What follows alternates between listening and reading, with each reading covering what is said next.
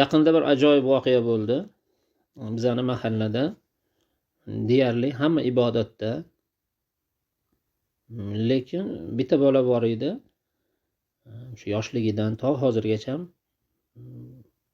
ibodat qilmagan, namoz ham o'qimaydi, umuman mahallaga ham qo'shilmas edi. Ichkilik ichadigan, shunaqa uzun yo'llarga yuradigan bola edi. Gapirsa, o'zim bilaman, aralashmalaringdirdi. Yanvar oyining oxirlarida, endi u bola anchadan beri Rossiyada ishlardi, borib kelib yurardi. Yaqinda Rossiyadan keldi, mehmonga chaqirdi. Bordim. Shomni birga o'qidik. Keyin o'tirib suhbatlashdik. Gap orasida men biror bir kuchliroq olimga duch kelibsiz shekilli, biza tushuntira olmagan narsani sizga tushuntiribdi. Men xursand bo'ldim, namozlarni boshlabsiz, xulqingiz ham ajoyib, o'zingizni tutishlaringiz ham ajoyib, yaxshigina dars olibsiz shekilli deb so'radim. Keyin u kulib, yo'q, men olim odamga duch kelmadim. Alloh subhanahu va taolo hidoyatni boshqa hidoyatda bo'lmagan odamlarni tilidan ham ko'rsatib qo'yaverar ekan odamzodga, dedi. Men bir yahudiyni gapi sababli o'zimni kimligimni angladim, deb qoldi. Keyin men voqea nima bo'lganini so'rasam, o'tgan yil Rossiyaga bordim deb bir yahudiyni qo'lida ishladim deydi, korxonada. 9 oy ishladim. 4 oy ishlagan pulimni berdi dedi, 5 oyini bermadi. Hozir pandemiya, pul yo'q, bu yoq deb bahona qildi. Pulni ololmaslikka ko'zim yetdi. Ishxonadan chiqib ketayotgandim. Meni kuzatib turgan boshqa bir yahudiy keksa yoshli kishi meni chaqirdi deydi. Bu pulni bermaydigan ko'rinadi. Men senga pulingni olib beraman. Mana shu manzilga borsang, bir kishini ismi familiyasini aytdi deydi. Shu odamni topasan, mana shu boshlig'ining akasi bo'ladi u. O'shanga aytsang olib beradi, dedi. Deydi. Keyin bordim, akasini topdim. Akasiga bo'lgan vaziyatni tushuntirdim. Akasi, nahotki meni ukam shunaqa qilsa, deb ajablandi-da, bitta qog'oz yozib berdi. Faqat menga qog'ozni ochma va o'qima. Olib borib qo'liga bersang, pulingni hammasini beradi, dedi deydi. Keyin qog'ozni olib yana ishxonaga keldim. Ishxonaga yaqin qolganimda ichimdan shunaqa bir narsa paydo bo'ldi deydi. Nega qog'ozni ochmagin dedi. Ehtimol boshqa yomon gaplar yozilgan bo'lsa-chi. Ochib ko'rsang nima bo'pti, deb o'zimga o'zim shu gaplarni gapirib qog'ozni ochib ko'rdim, lekin o'qiy olmadim. O'zlarini o'sha ibroniy tilida yozilgan ekan deydi. Telefonga rasmga oldim, ehtiyot shart deb.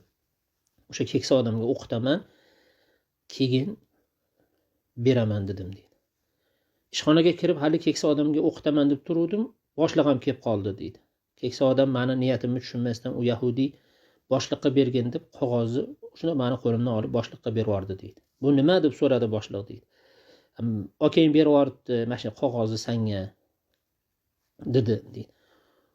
U yahudiy boshliq, ishxonani boshlig'i qog'ozni ochib o'qidi-da, kulib menga orqamdan yur. Idem dedi, ishxonasiga olib kirdi dedi, o'zini xonasiga. Seyfdan pulni olib 5 oylik ish haqimni to'lig'icha sanab berdi deydi. Menga xafa bo'lma, shunaqa bo'lib qoldi, ishlavur, dedi-da deydi. Bo'ldi, bo'shsan dedi. Pulni olib tashqariga chiqdim.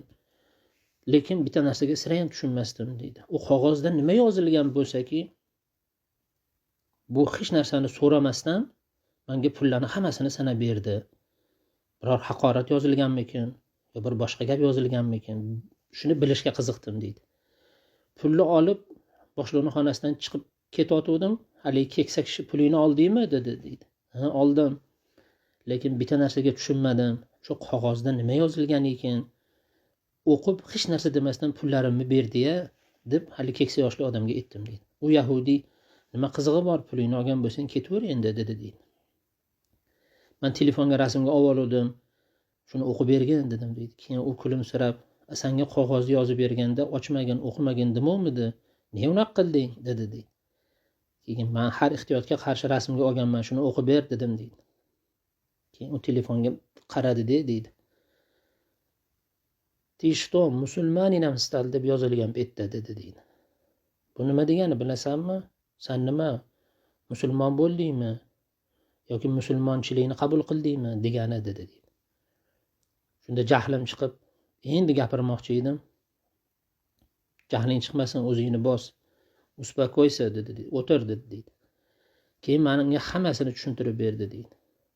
Bu bizlar uchun eng og'ir haqorat hisoblanadi. Musulmon bo'lib qoldingmi yoki musulmonchilikni qabul qildingmi desa. Chunki hozirgi zamonda faqat musulmonlar bir-birini aldaydi. Musulmonlar bir-birini yomon ko'radi. Musulmonlar bir-birini haqorat qiladi, haqini yeydi, zulm qiladi, aldab ketadi.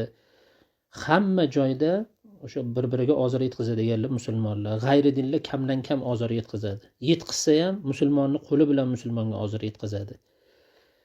Biz musulmonlarni yomon ko'ramiz, lekin ularga o'xshab qolishlikdan o'zimizni ehtiyot qilamiz dedi deydi. Shunda men hayron bo'lib, unaqa do'stsan desam, agar sen biror bir musulmonni qo'lida Chechen yoki Dog'iston yoki Ozarbayjon yoki shunga o'xshaganlarning qo'lida ishlaganingda ehtimol pulingni ola olmasding dedi deydi.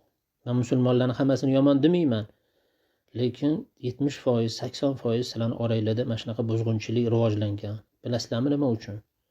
Chunki sizlar Xudo sizlarga jo'natgan kitobni o'qimay qo'ydinglar, o'qib amal qilmay qo'ydinglar. Qur'onda yahudiylar haqida juda ko'p xabarlar kelgan. Ularning yomon insonligi, Alloh taolodan qo'rqmasligi, hamma narsani bilib turib Alloh taoloning diniga amal qilmasligi to'g'risida ko'p gaplar kelgan. Bilasanmi nima uchun kelgan o'shalar? Yahudiylarga o'xshab qolmanglar deb kelgan. Lekin sizlar bugun deyarli kam sonli musulmonlardan tashqari qarib aksar musulmonlar, 70-80% musulmonlar yahudiylarga o'xshab bo'ldinglar. O'shalarga o'xshab hayot kechirasizlar, o'shalarga o'xshab yashaysizlar, o'shalar nima qilsa, o'shalarning izidan izma-iz borasizlar. Oldin yahudiylar mana shunaqa edi. Bir-birini aldirdi, xiyonat qilardi, haqqi aytganlarini o'ldirardi, yolg'on gapirardi, aytilganlarga amal qilmasdi. Hozir sizlar shunaqa bo'lib qoldinglar deydi. Bilasanmi shuni sababi nimada? Sababi shuki sizlar Allohning kitobini o'qiysizlar, lekin amal qilmaysizlar. Yahudiylar ham mana shunaqa bo'lgan. Bizlar odobni musulmonlardan o'rganganmiz. Sizlar odobni yahudiylardan o'rgandinglar. Hozir sizlar pulga sig'inasizlar. Yahudiylar mana shunaqa edi, pulga sig'inardi. Sizlar pul uchun hamma narsani qilishga tayyorsizlar. Sizlar pul uchun ibodatdan ham voz kechasizlar, sizlar pul uchun birodarlikdan ham voz kechasizlar, yolg'on ham gapirasizlar, xiyonat ham qilasizlar. Kerak bo'lsa Xudodan ham yuz o'girasizlar sizlar dedi. Keyin bu meni g'azabimni qo'zitdi. Unaqa dema desam deydi, menga gapirib qoldi deydi. Mana sen o'zingni kim deb bilasan? Musulmon deb bilasanmi? Ha, dedim deydi. Namoz o'qiysanmi? Yo'q dedim, chunki o'qimasligimni biladi. Aroq ichasanmi? Ha, dedim, chunki birga o'tirib ichganman deydi. Zino qilasanmi? Biladi zino qilishligimni. Yolg'on gapirasanmi? Biladi yolg'on gapirishligimni. 20 ta gunoh sanadi hammasi menda bor dedi deydi.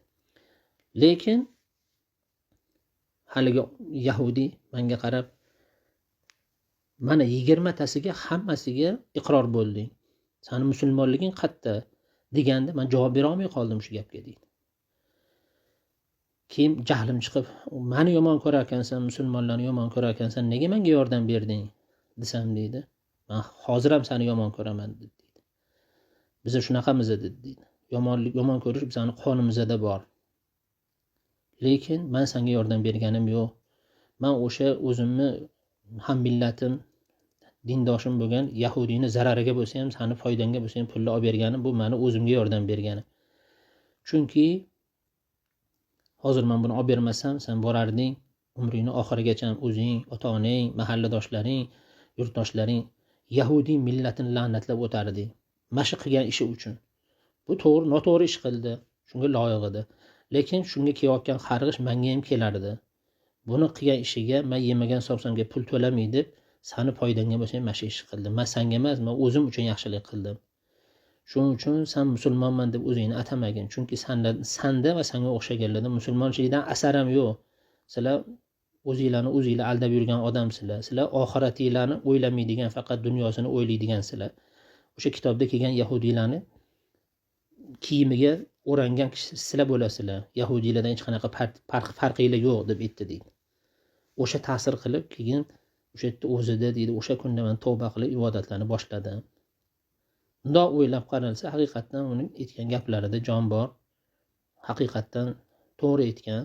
Hozirgi kunda bizning o'rtamizda tarqab ketgan odatlar deyarli hammasi islomga zid bo'lgan, bir vaqtlar yahudiylar odat qilgan odatlar. Alloh asrasin hammamizni.